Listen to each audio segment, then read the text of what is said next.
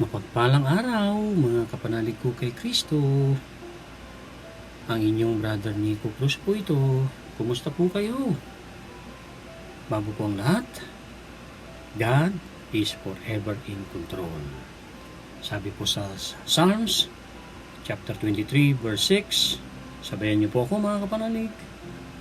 Surely, goodness and mercy, mercy shall follow me all of the days of my life, and I dwell in the house of the Lord forever. Maraming salamat po sa patuloy niyong pagkikinig, pag-like, pagbabahagi, pagsama niyo po sa akin para lumago spiritually at para lumago sa lahat ng aspeto ng ating buhay at hayaan natin ng Holy Spirit na tayo'y laging tulungan, ayudahan at akayin. Pero kailangan gawin ang ating parte. Nasa Diyos ang awa, nasa tao ang gawa. Active participation dramatically affects our success conscious. If we strive to thrive for God's greater glory, we will thrive with God's grace. Sa grasya ng Panginoon, tayo'y magtatagumpay. Thriving ay pagtatagumpay po yan. Ang pagtatagumpay po ay 5% strategy po, ayon kay Bob Proctor. Pero 95% mindset.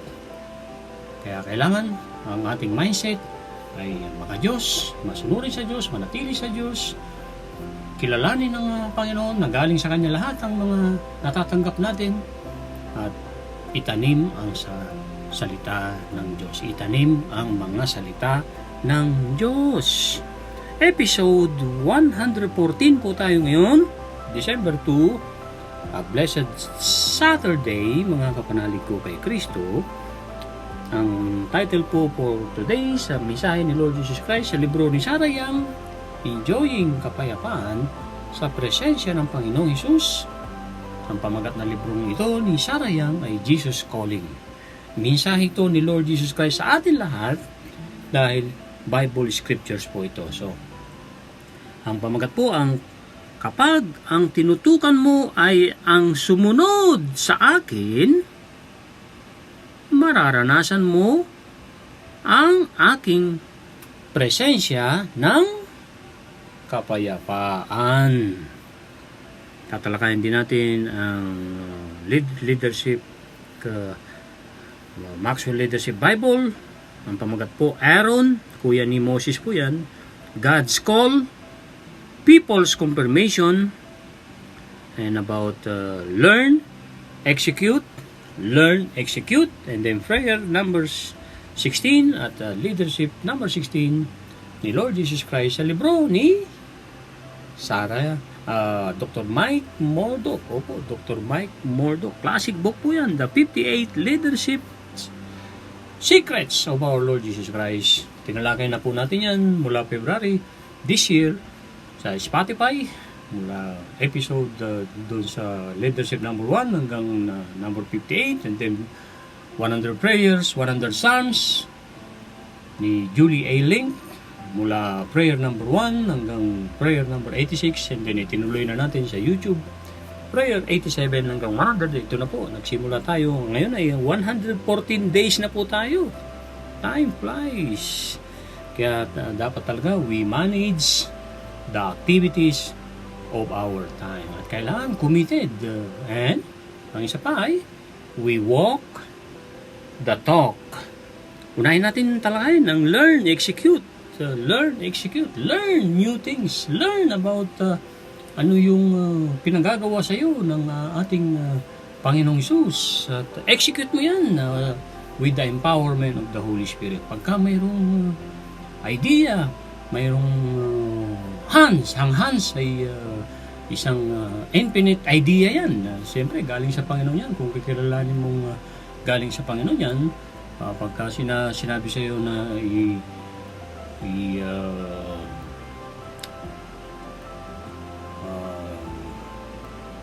imulat mo ang iyong mata at gawin mo ang ipinagagawa ko sa iyo tulad ng pagtatanim ng salita ng Diyos, ay dapat natin sundin.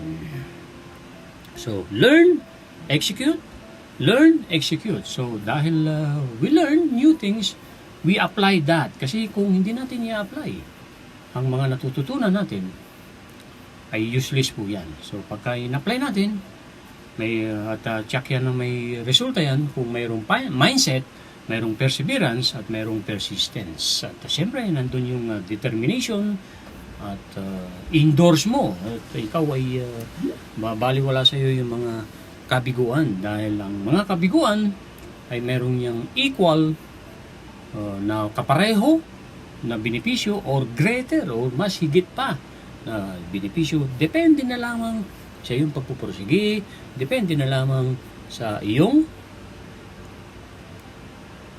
mindset. So learn every day, because if we don't learn, if we don't grow, if we aren't growing, we are dying. So learn, execute, paulit-ulit lang. Learn, execute, learn, execute.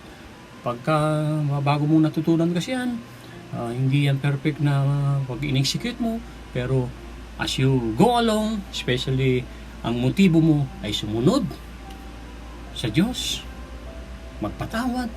Kahit mahirap magpatawad. Magpatawad dahil pinatawad na tayo.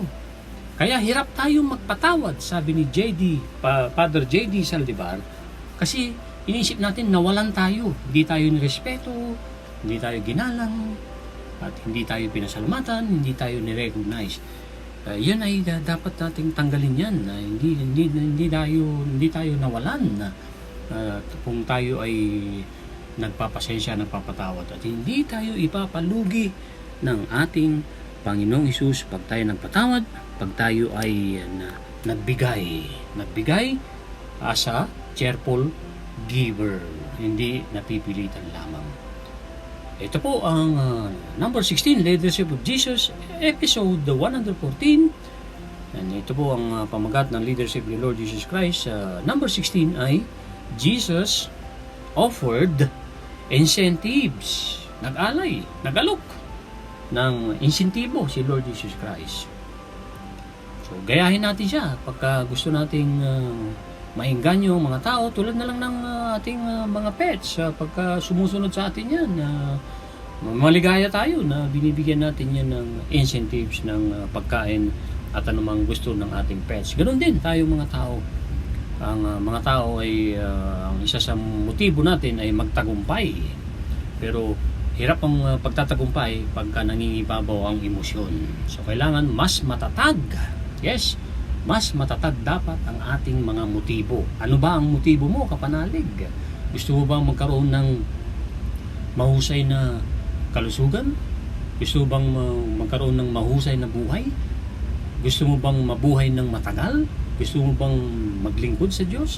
Yung mga yan, napakagandang motibo yan, pero talo yan pagka nangingibabaw ang emosyon, especially the negative emotion of anger, pati yung superstitions, fear, takot, at jealousy, pati yung pagiging greed, pagiging sakim.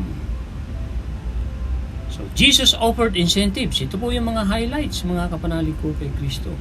Reward those who help you succeed. Gantimpalaan ang mga taong tumutulong sa iyo na para ikaw ay magtagumpay. Kung ikaw ay may-ari ng kumpanya, magbigay ka ng taas ng sahod, magandang benepisyo, at recognition. I-recognize mo ang empleyado mo na gumagawa ng maganda, good performance, tapat na tapat sa iyo. Recognize mo yan sa lahat ng mga tao mo dahil para maingganyo din yung iba. Number 2, people are motivated by two forces. Ang mga tao ay motivated, nagkakaroon ng enerhiya, ng inspirasyon sa dalawang forces. Ito ay pain or pleasure, sakit or ginhawa, fear or reward, takot or gantimpala, loss or gain, pagkawala or pagkagana, ikaw ay nakagana, ikaw ay nakakuha ng isang something na you desire. So, Jesus used fear motivation on the Pharisees who ridiculed him. He described to them how rich man went to hell and was tormented in this flame. Luke chapter 16 verse 24. So si Jesus Christ ay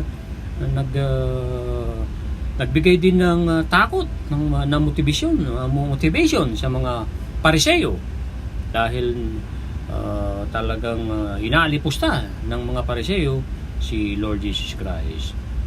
At he described, tinukoy ni Lord Jesus Christ ang isang taong mayaman at napunta ito sa apoy.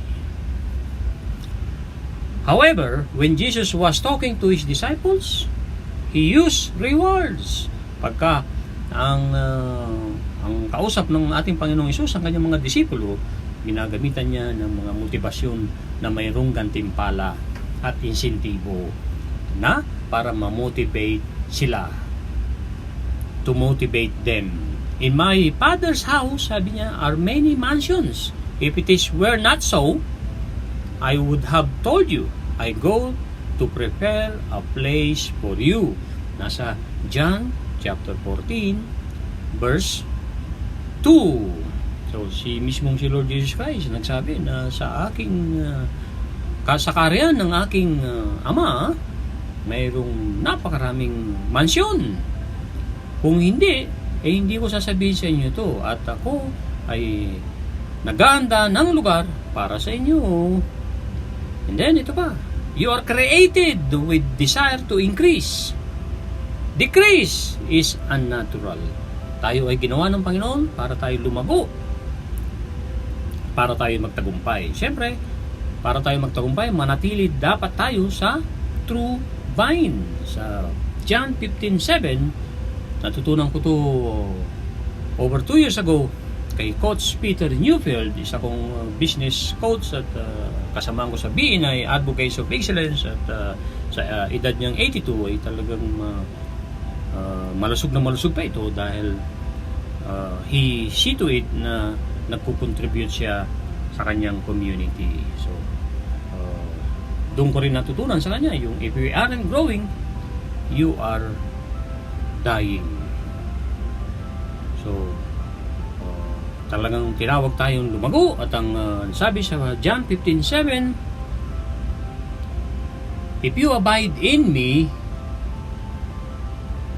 and my words abide in you, you will ask what you desire and it shall be done for you. Ito pa ang pagdugtong ni Dr. Mike Murdock. People do things for different reasons. Interview people. Ang lahat ng mga tao ay gumagawa ng mga bagay, ng mga iba-ibang mga rason. At sila ay mga tanungin mo ng magandang tanong. Ask question, sabi ni Dr. Mike Murdock. Siyempre, hindi irrelevant. Hindi walang kwentang tanong, kundi may kwentang tanong. At magkakaroon lang ng kwentang tanong kung interesado kang malaman yung tinatanong mo, yung taong tinatanungan mo ng tanong, yun ang dapat mong tanungin, na kung ano yung kanyang mga magandang dreams sa buhay, ano yung kanyang story, bakit dito siya sa ganitong sitwasyon, at bakit na halimbawa kung siya ay mataas ang katungkulan sa kumpanya, ano ang kanyang sikreto. Dahil tinanong mo yan, interesado ka, isasabihin niyan sa iyo. Find out what their greatest needs are. Dig to discover what their greatest fears may be. Remember, you are there to solve problems. So, alamin mo ang mga mahusay na pangangailangan ng mga tao, at tandaan mo na nandito ka para solusyonan ang problema ng mga tao. Siyempre, sa tulong ng banal na Espiritu. Take time to show others what is in for them. Make sure they understand the rewards and benefits of conducting business with you. Jesus did. So, siguraduhin mo na naunawaan ng mga tao ang gantimpalang inialok mo at mga benepisyo na sila ay sila ay samahan ka sa iyong hanap buhay. Ito po ang prayer. Father, you have made me a problem solver. My product is designed to solve other people's problems. You have created me to increase and help others avoid decrease by helping them increase too. Thank you for this ability. In Jesus' name, Amen. Ito po ang mga binahagi ni Kuya Romy de Vera Cruz. Bigyan mo po kami ng lakas, O Panginoon, sa mga panahon ng pagsubok. Patatagin mo ang aming loob. Bishop Broderick Pabilio, na isa sa binahagi ni Kuya Romy sa TV Maria Philippines. At ng isa sa napaka-powerful quote, ito po, galing po sa unknown, hindi po kilala, hindi nagpakilala. Ito po, your positive actions combines a positive thinking equals a result of success. Galing naman kay Sister Edith Leda, Daughters of St. Paul, sabi niya, kung minsan ang takot ay nagiging hadlang sa ating paglago at pag-unlad, maging matatag, nawa tayo sa mga gawaing ipinagkatiwala sa atin. Gamitin nawa natin ang lahat ng talino, husay, at angking lakas upang lumago sa ating buhay. Amen to that, Sister Edith. At galing naman kay Father Roy Bilien, TV Maria Philippines. Kani-kanina lang ay pinapanood ko sa YouTube ang kanilang testimony. Ito po, ang sabi niya, everything else are means towards the end, who is God. We do all things for God, and we do not use God for all things. Amen. Amen. At sino naman ni Sister Cecil, ito po, galing sa Isaiah, nasusulat sa Isaiah chapter 25 verse 1. It says, Yahweh, you are my God. I will exalt you. I will praise your name, for you have done wonderful things, even counsels of old, in faithfulness and truth.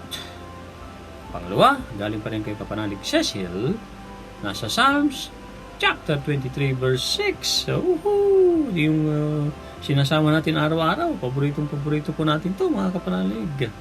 Surely goodness and mercy shall follow me all the days of my life, and I will dwell in the house of the Lord forever. Amen. Amen. At naishare naman sa Happy to Serve, when our great motives, when our great motives are better and stronger than our emotions, then we can have better life. So ilang beses na po natin binabanggit ito, na pagka mas mahusay na mahusay, mas matatag na matatag ang ating mga motibo, ay na kaysa doon sa ating emosyon, mas nangingibabaw ang mga motibo natin kaysa sa emosyon. Usually natatalo tayo pag nangibabaw ang emosyon, especially nga ang emosyon ng pagkagalit, pagkatakot. So maiiwasan yan kung patatatagin natin, palalakasin natin sa tulong ng Banal na Espiritu ang ating mga motibo. Tanong, kapanalig, ikaw, kapanalig, ano ang motibo mo? Bakit gusto mo magtagumpay? Bakit andito ka? Bakit gusto mo yung ginagawa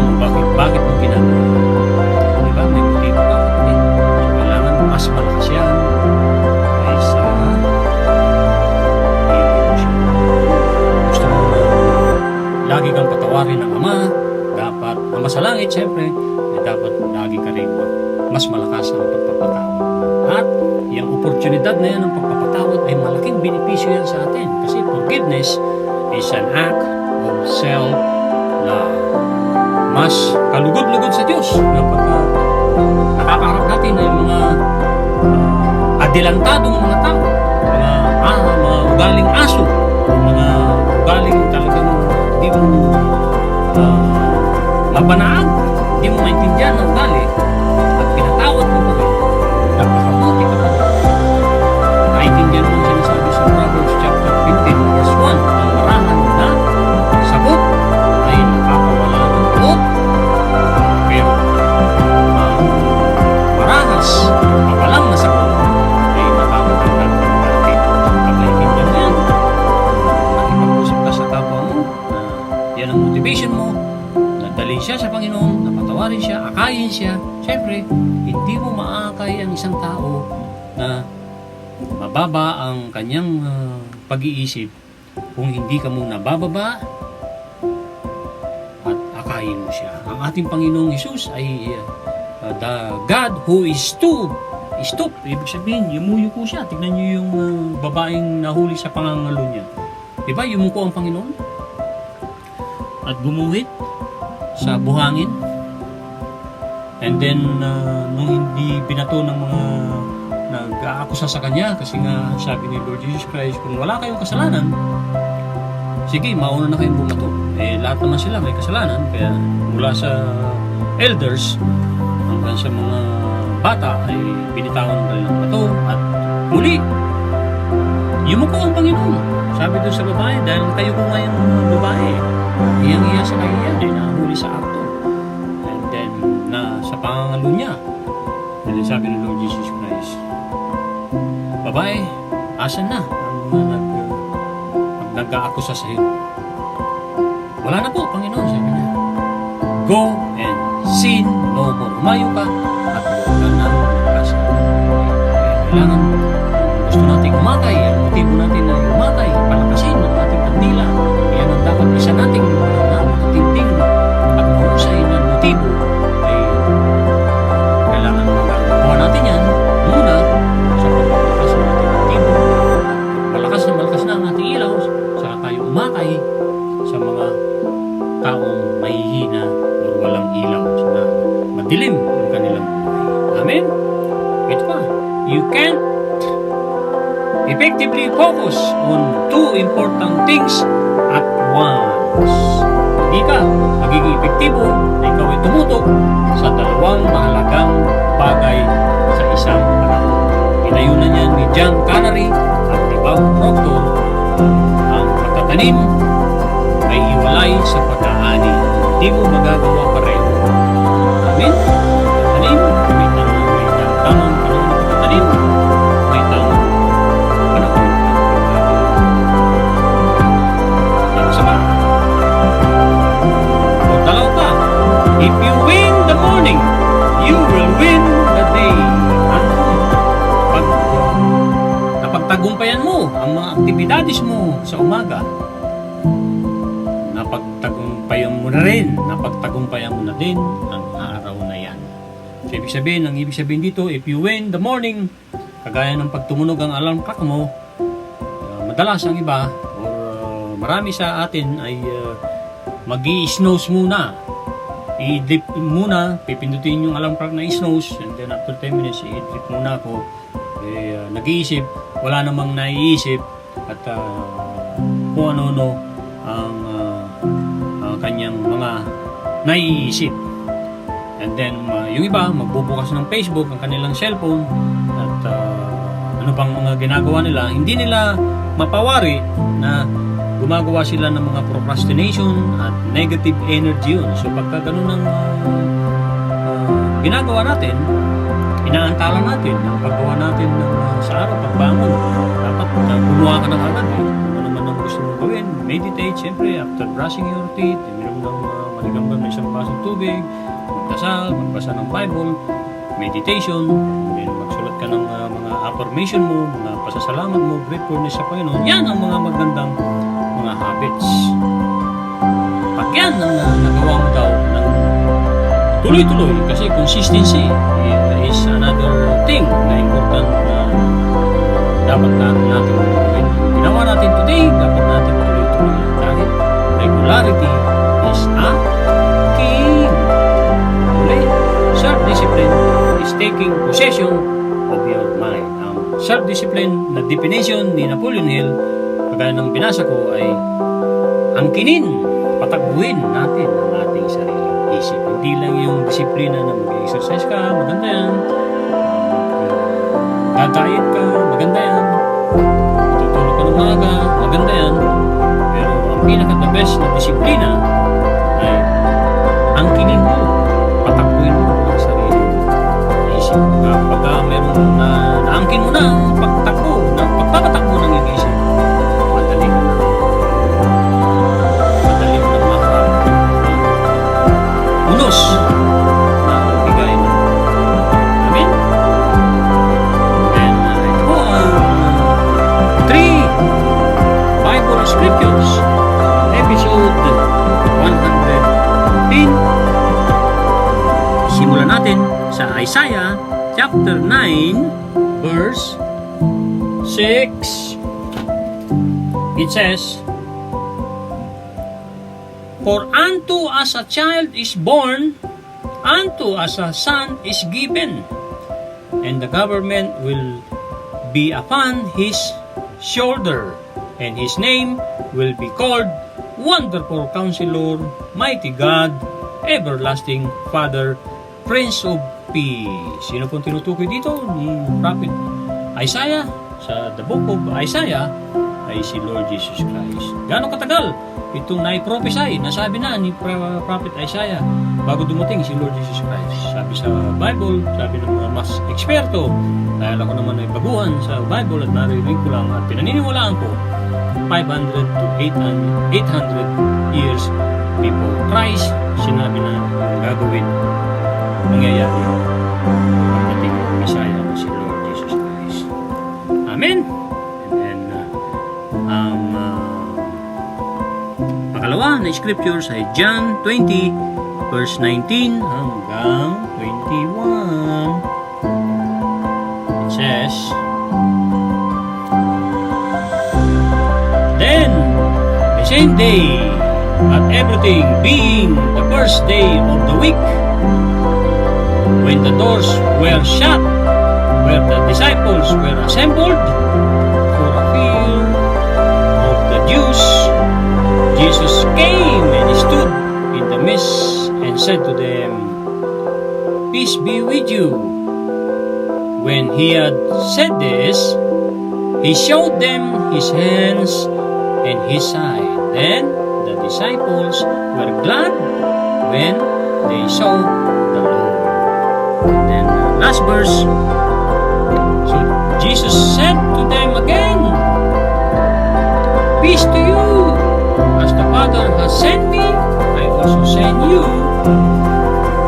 And ito ang ating Bible verse po, nasa Psalms 25 verse 4 says, Show me your ways, O Lord. Teach me your paths."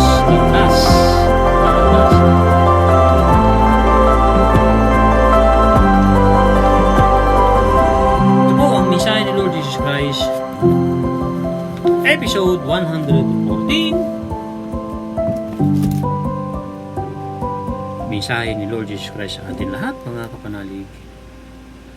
Ito po, "I am the Prince of Peace." Yes, I am the Prince of Peace.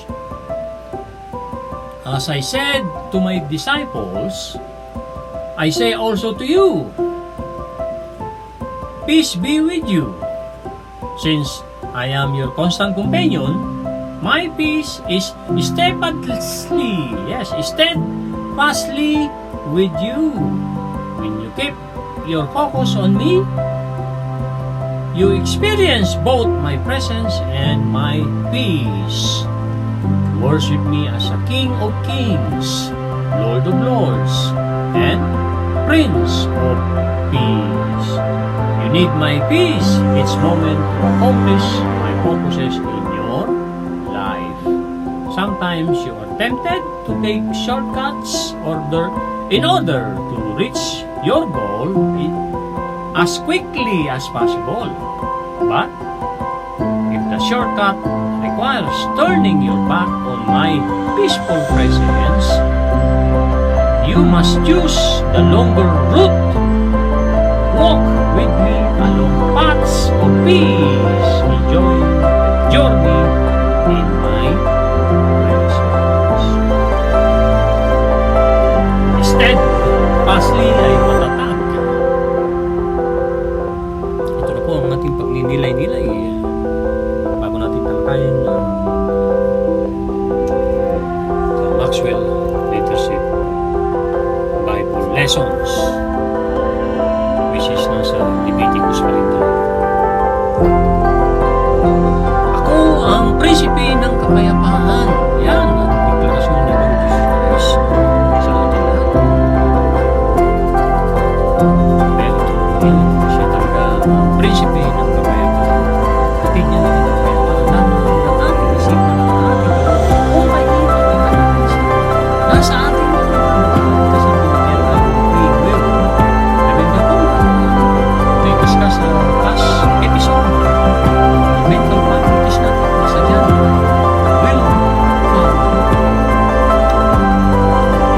kailangan na rin natin, kailangan ang motibo natin ay manatili kay Kristo at ang kanyang kapayapaan at kapahingahan na hatid sa atin ay dapat yan ang mas higit sa lahat ng motibo kaysa sa ating damdamin. Yes, kaysa sa ating damdamin. Dahil tayong mga tao ay kumikilos tayo dahil sa damdamin. Kaya nagrarally ang mga tao, especially ang mga manggagawa or rally sa ibang mga organisasyon against government dahil sa emosyon niya. So mas mangibabaw dapat ang motibo, especially yung motibo na kapayapaan ng isipan, kapayapaan ng kalooban, ng ating puso. At kapag mapayapa ang ating isipan at ang ating puso, kahit magulo ang mundo, mapayapa ka. Yan ay isa sa magandang piliin natin, isa sa dapat natin motibo. Sa pagsabi ko sa aking mga disipulo, pagdugtong ni Lord Jesus Christ, sinasabi ko rin sa inyo, ang kapayapaan ay sumainyo. Mula noon ako ay naging inyong malapit na kasama at kasangga. Ang aking kapayapaan ay matatag na matatag sa iyo. Pagpapatuloy mo ang pagtutok mo sa akin, pagsama sa akin, nasa pareho na presensya ko at ng aking kapayapaan. Sambahin mo ako bilang hari ng mga hari, bilang Panginoon ng mga Panginoon, at bilang prinsipe ng kapayapaan. Hindi natin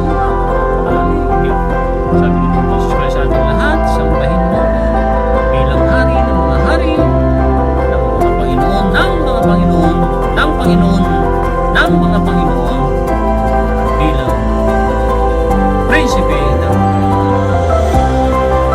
kailangan mo talaga ng kapayapaan sa bawat sandali para mapagtagumpayan mo ang lahat ng mga gusto mong gawin, ang mga rason mo sa buhay, ang mga motibo mo sa buhay.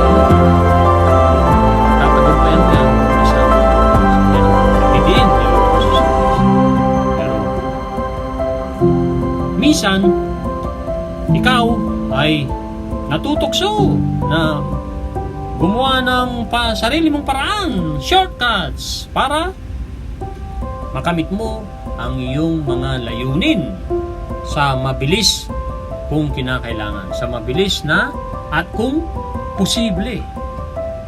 Pero, sabi ni Lord Jesus Christ, tanda natin in your notes, ang shortcut na yan ay nangangailangan ng pagtalikod mo sa kapayapaan at presensya ko. Kaya, ikaw dapat ay pumili ng mas mahabang ruta, yan ay ikaw ay maglakad kasama ko sa mga landas ng kapayapaan, sa mga landas ng kapayapaan, magala ka sa paglalakbay mo sa aking presensya, at magala ka sa paglalakbay mo sa aking presensya. Amen. Ephesians chapter 5 verse 2. Ito po yung kahabol na scriptures. Nandito po sa daily planner ko po. Yung naisishare ko na ito sa previous episode. Napakaganda po kasi ang topic na natin ng kapayapaan, ng kalooban, magiging may payapa tayo.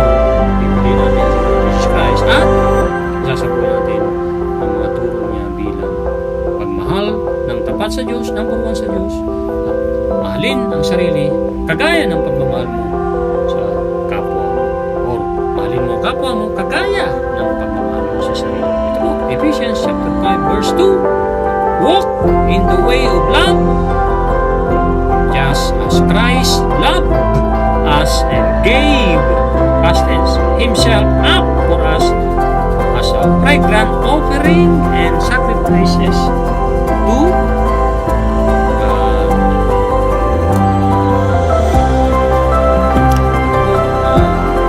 last topic for today. This is Leviticus.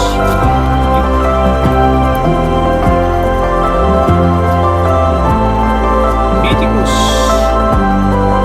chapter 7 verse 33 hanggang 35. The cause of and expectation of leadership.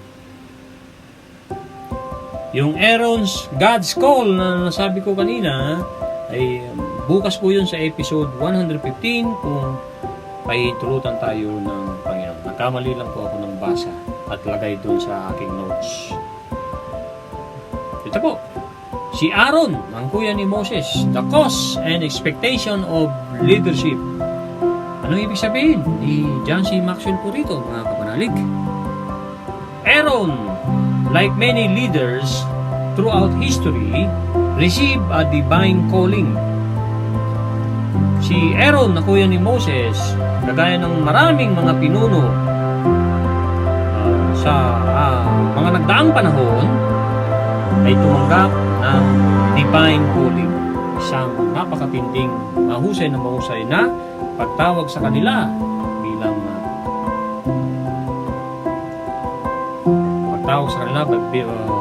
bilang prophet o bilang pastor o anumang mga itinatawag sa kanila.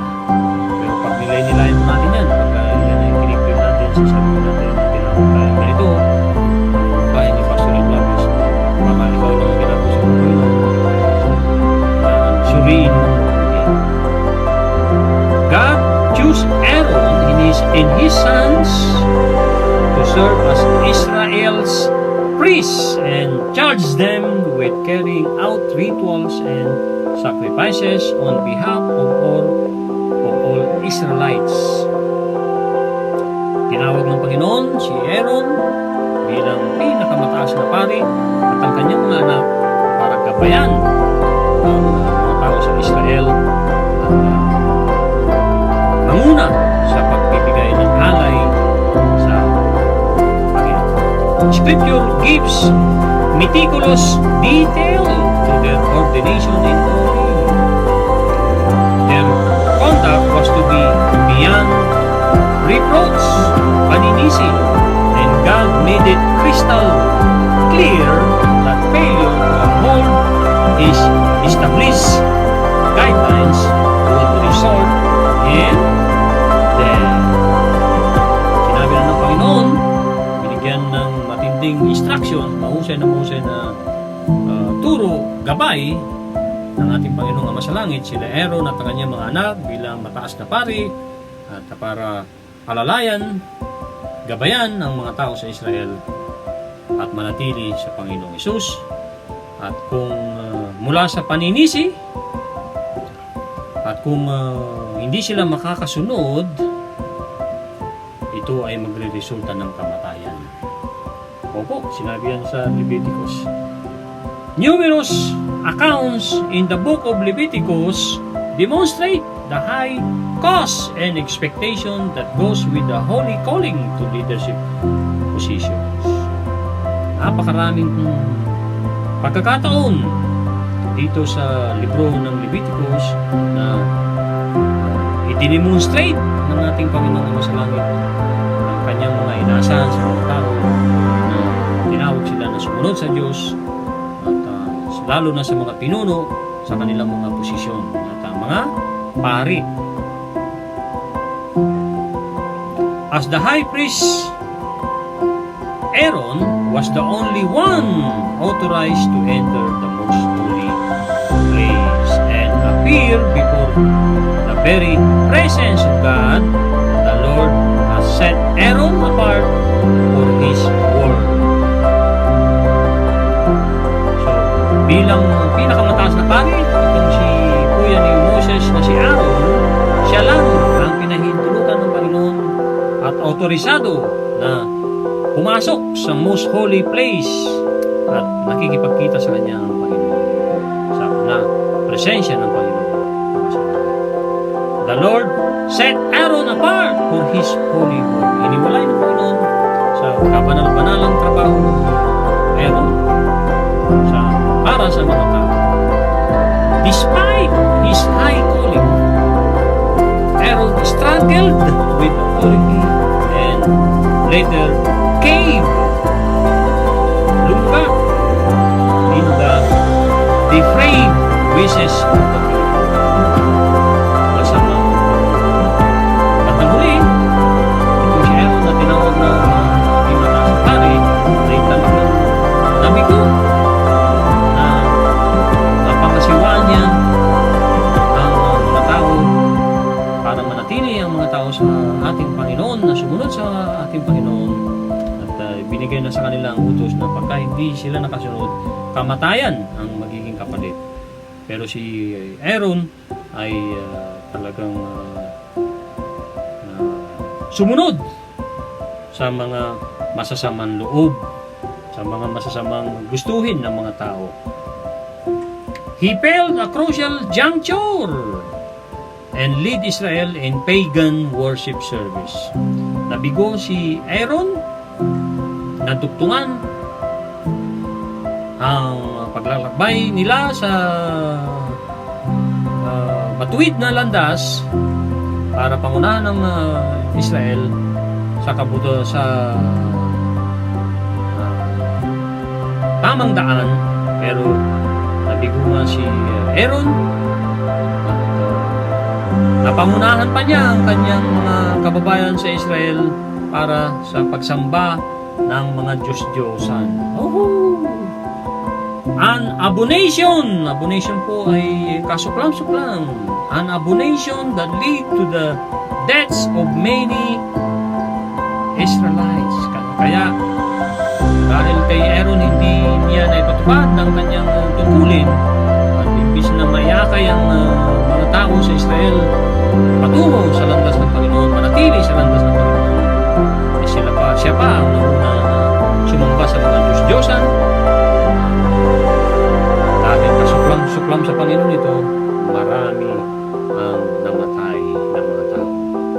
Aaron had been set apart for God's service, but he chose to live and lead otherwise. Tinawag ni Father God si Aaron, siya ay maging katasasang pari at mayakay niya ang Panginoon, mayakay niya ang mga tao sa Panginoon para magbigay ng magandang serbisyo, pero pinili ni Aaron ay palugtod na the failure of a leader usually results in consequences far more grave than the fail of non-leader. The other day, Aaron failed. About 3,000 men of the people died. Sa pagkakamali ni Aaron, marami ang namatay. At least sa sa isang araw na nagkamali si Aaron ay may namatay na 3,000 katao. So ang pagtatapos ni John C. Maxwell dito nasa Exodus chapter 32 verse 29, when leaders fail, followers pay the price. Sundan nyo ako mga kapatid, ulitin natin ito. In your notes, when leaders fail, followers pay the price. Kapag ang mga pinuno natin ay nabigo, tayong mga sumusunod sa pinuno na yon ay magbabayad ng malaking presyo. Ibig sabihin, pagbabayad ng malaking presyo ay magdudusa tayong mga tao. Kapag tiwali ang gobyerno natin, ay dusa ang bansa, magdudusa, magdarahog ang isang bansa na ang pinuno ay pala. Ito po ang kabuuan ng episode 114. Maraming salamat po sa inyo lahat. Manatili tayong patatagin ang ating espiritu, patatagin ang ating mga motibo. God is forever in control. Bye-bye now. God bless everyone.